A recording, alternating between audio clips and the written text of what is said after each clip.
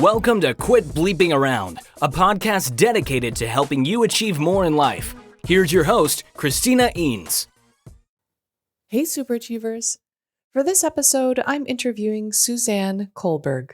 Suzanne is an international mindset coach, speaker, and author who helps overgivers and people pleasers learn to say no to others in a way that feels good.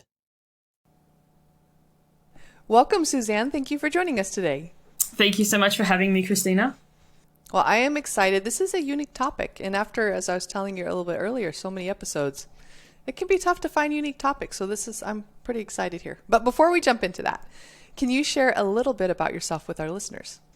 So I am joining you from Australia. So I don't know how many listeners you have in Australia, but in the future.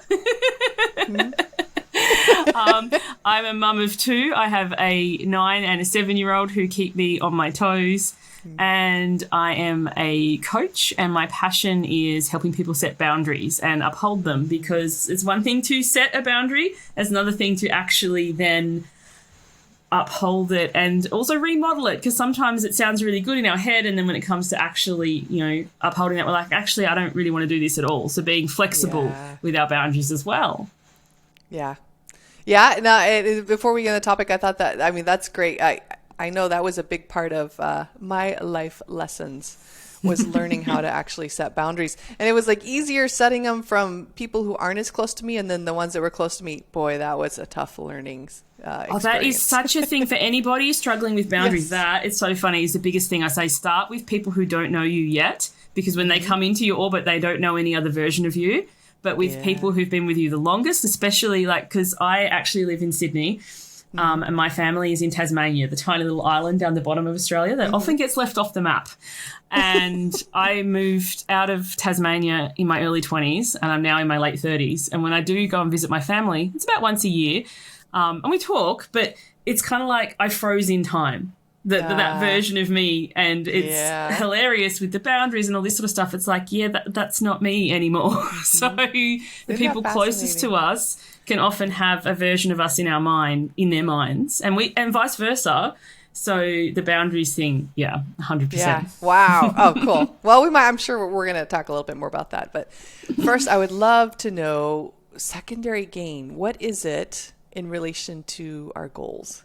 Well, so often, my path into coaching and what I do now is from my own personal weight history. So to cut a very long story short, I've been a lifelong dieter. My first diet, age 4. My parents put me on to fit in the flower girl dress for my sister's wedding. And it was a roller coaster. So when people talk about their roller coaster dieting history, I 100%, I get that. And when I'd had my second child, so I'd just turned 30, I was like, I cannot diet again. Like, to put myself through the mental, there's a physical toll on your body, but the mental and emotional toll, I think, is often what is not spoken about. And I was like, I can't do this again. But there has to be some sort of gain in our behavior, whether it be overeating, overworking, over shopping, over scrolling. I think we all tend to have our over-consuming behaviour in whatever way, shape or form that we want to abolish or get rid of or excise. Yes. And when I talk about secondary gain, I'm like, what are you benefiting from in doing that? And most people don't see any form of benefiting. And I've been reading your book about the Life is an Escape Room, I think is the title. Yes. I apologise if I got it wrong. But I love how you talk about stepping back, because often the clue is right there on the wall, and because we are so close to it, we don't see it. So with our secondary gain behaviour, we are so close to it, overeating, over-consuming, whatever, all we see is the problem. Mm-hmm. And when we step back and have a look, like, how is this benefiting us? And we get over our brain going, no, it's not benefiting us, and my life will be amazing if I just stop. Then we can be like, oh, and when we address that, then the behavior tends to stop on its own, because it's kind of like getting to the source rather than the presenting thing. Ooh, I love it. So could we take it through, let's call it a case study. And I love that you mentioned, because I'm sure many, especially Americans, are struggling with, weight gain, dieting, all of that stuff. So what would be an example of taking that through secondary gain? Okay, so in the moment that you're doing it, like I've worked with lots of clients, but I'll use myself as an example. In the moment that you're feeling, I don't like the term triggered. I think it's banded around a lot, and there is like an actual psychological and definitions of that. So the word I use instead is activated. When you're feeling activated, like, oh, somebody sent me a crappy email, or I've just yelled at my kids and I'm feeling kind of like that wasn't the best way I could handle things, or whatever. The food is really tempting because it's become a habit, or because, like, for me personally, I'll use the kids example because I'm sure many of us can relate. Like, your kids are young, you've lost it, you apologise. I've never been against apologising to my children. Like, I will own when I'm in the wrong, and they're fine and off playing again, but I'm not. Yeah. So, guilt, whatever. Yeah. But the thing is, often the feeling, like, I might be angry that they have ruined, like, I can think of a perfect example. I had this beautiful vase that I got from a family member for my 18th birthday, and one of my kids accidentally smashed it. So it wasn't intentional, but I was angry about this happening, and I yelled, and then I apologized. I couldn't sit in that anger of being angry at my kid. They were young, it was an accident, they didn't understand. When I eat, then I feel guilty, and guilt is a very self-directed emotion, and I'm actually a lot more comfortable in guilt than in anger. So the secondary gain of my overeating behavior is I'm no longer externalizing, and I hadn't been taught, it's a skill I have since cultivated, how to process all my emotions, how to sit with them, how to feel them.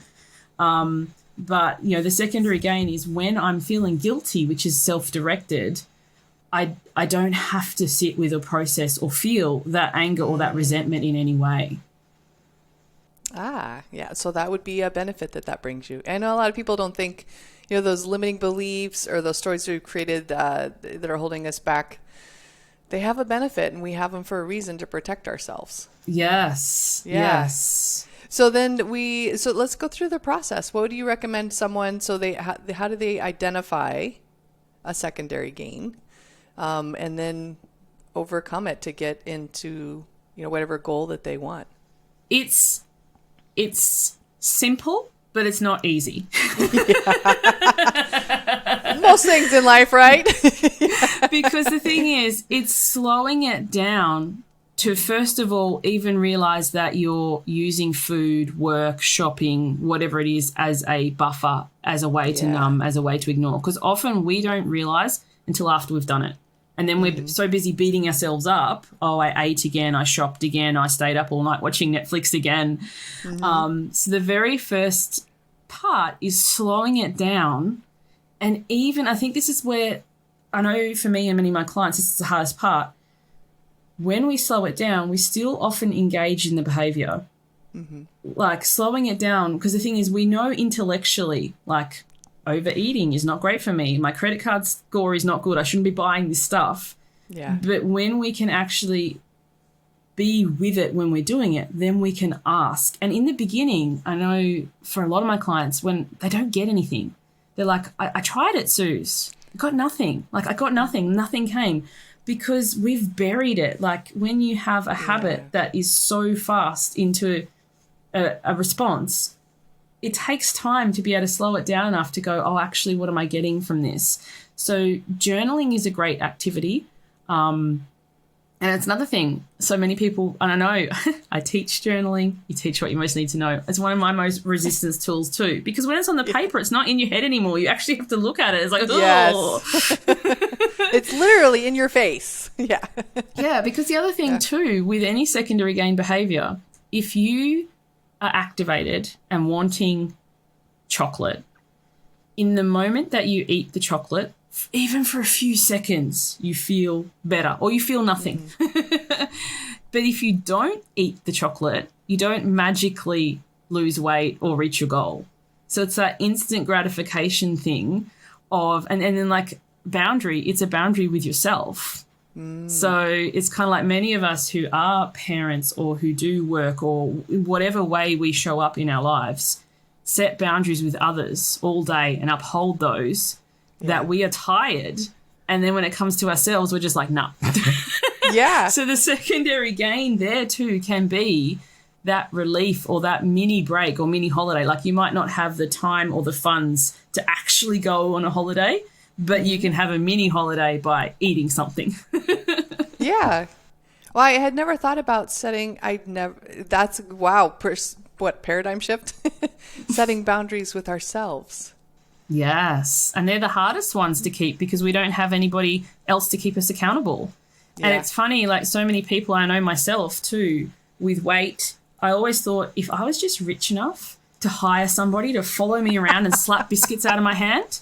Like, and it's so funny. I remember thinking I was the only person on earth who thought that, but so many of my clients are like, yes. And I was like, but when you really think about it, like this is your escape room thing, step back from this. Why wouldn't that work? Because you would just fire them. When you were really activated in that moment, you'd be like, Christina, you're fired. Go eat Get all the out. stuff. And then the next day you'd be looking to fill that position again. Isn't that funny? How we're just self-sabotaging all over the place. Yes. But the thing is, the self-sabotage, that secondary gain behavior in the moment, it has something. It gives us something. And instead of trying to excise that or abolish that or get rid of that, it's like give that thing a place in the vehicle, but don't let it drive. Yeah. Yeah. All right. So we slow down, we become aware of it. And especially while we're doing it, we become more aware. And you suggested journaling. Is there any particular way of journaling that you suggest for better learning about, hey, what's going on in here in my head? The way I'd really suggest it is, first of all, get the cheapest journal possible. Like go to what I think you guys call it Walmart. We call it Kmart here. Like, so what happens when I say journaling? Most people, they go and buy some fancy journal and then they're like, oh, I can't write in it, Suzanne, because my handwriting's so terrible and it's so pretty. Or they're like, well, I can't do the journaling because I haven't bought a journal yet. And we kind of delay. Like, we're really sneaky. Like, I've got to research the best type of journal. Yes. And then I need the best type of pen. And then, yep. So cheapest, nastiest journal you can find. And deliberately, like if you're a tea drinker, spill some tea on it or start halfway through or whatever. Like stop that perfectionistic, I need to start on page 1, I need to have the best pen. Or use notes on your phone. Like I'm an iPhone user. I have so much notes on my phone that I just capture because I always have my phone with me. Because the other thing too, Suzanne, I bought the journal, but I just never have it with me. Great, you always have your phone with you. It's like, oh. Yeah. So I know a lot of the journal experts would be horrified when I'm saying use your phone because science has shown the studies that actually writing something helps rewire your brain and yada, yada, yada. But there's the best scientific way to do something and then there's the way that you actually do it. So, yes. Because so we get use out that of your own way. us. We use the best thing against us. We're like, well, science says this is the best, but I can't do that, so I'm just going to do nothing. And it's like, that's where we use evidence secondary against ourselves. So basically, when you have your phone or crappy journal or whatever you have, in that moment, if you capture it, if you've managed to pause, first celebrate that. Because, you know, you listen to this and go, this sounds so easy. And then you'll be like, Suzanne sucks. She knows what she's talking about. I do. I know exactly what I'm talking about. It'll probably take you a few weeks to capture that. And when you do, celebrate it. And then just ask, what am I getting from this? And for a while, you'll probably get nothing because that part of you has been so pushed down, numbed, ignored, not given a voice because you've covered it with food or shopping or whatever, that it's probably a little bit not trusting of you going, what do I get from this? And or you will ignore it. Like I just love how this lines up with your work and your book and everything because the most obvious things often right in front of you, you'll be like, oh no, it can't possibly be that. Like I'm waiting for some divine download. Earth I'm waiting. Shattering. Yeah. Yeah. And usually it's something along the lines of, I just need a break. Because when you think about it, so many of us say no to ourselves all day and say yes to everybody else that at the end of the day, when we stay up late watching Netflix and eating chips and whatever, the thing we get out of that is a break. Yeah. And then we go so far to the other extreme. It's like, well, what would you like? And you're writing it down. It's like, well, I would like a week in the Maldives with a pool boy feeding me grapes and nobody needing anything. And it's like, well, that's impossible, Suze. This exercise, like, I can talk most people through this. It's like, you don't know what you're talking about. This is dumb. And it's like, okay, you can't have that. But could you go outside and sit in the sun for 5 minutes and breathe? Well, that won't possibly be enough. And it's like, but shoving biscuits down while you're standing at the pantry is. And it's like, oh, ooh. Ooh. Yeah, it is amazing how we continually. So I'm also hearing that when we find that we're putting up a lot of excuses, that's a sign maybe to look a little bit further and give some space for something to come out. Give some space. And also, too, so like often we are conditioned that resting is bad. Like we should be constantly productive. Yeah. And when you think about it, eating is an activity that's not frowned upon. Girls got to eat. Boys got to eat. Person's got to eat. So it's like if I truly want to rest and I'm not allowing myself to have that, but I will eat while I watch Netflix, or I'll eat while I read my book, or I'll eat whatever. It's like, what happens if you took the eating out and enjoyed the activity? Like unpacking that and that wiring that, taking a break is bad. So the secondary gain of having the food is it's conditionally you've been, it's acceptable to take a break to have some food. Yeah. So it's kind of like unpacking this kind of false dichotomy we have here. So like for me, sitting down and watching an episode of a show without the distraction of my phone or a snack or something else is really challenging because we were taught like it's lazy. Yeah.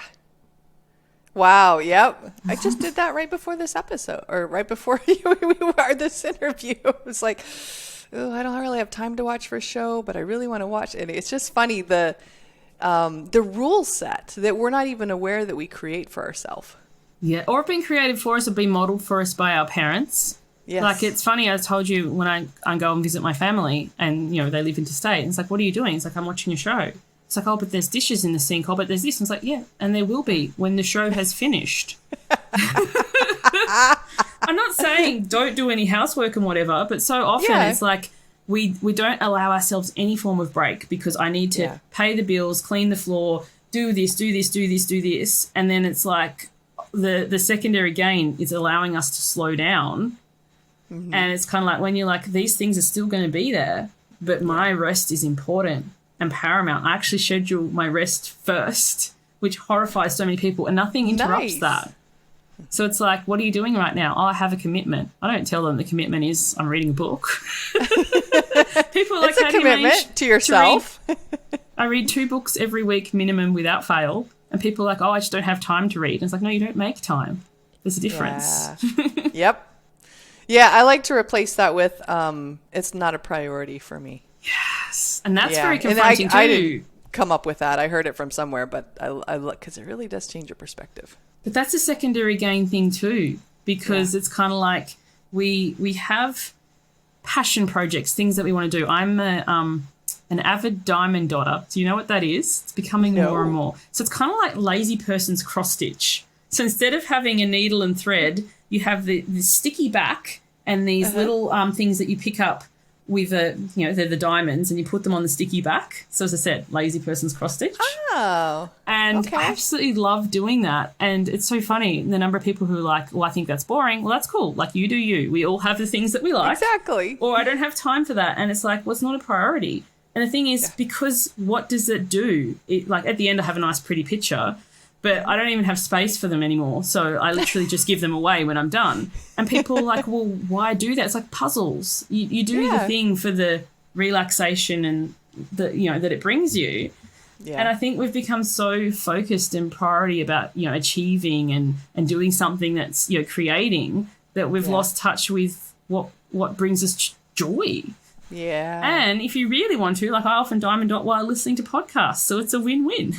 There you go. Oh, any final things you think we need to know about secondary gain before we get to your products or services?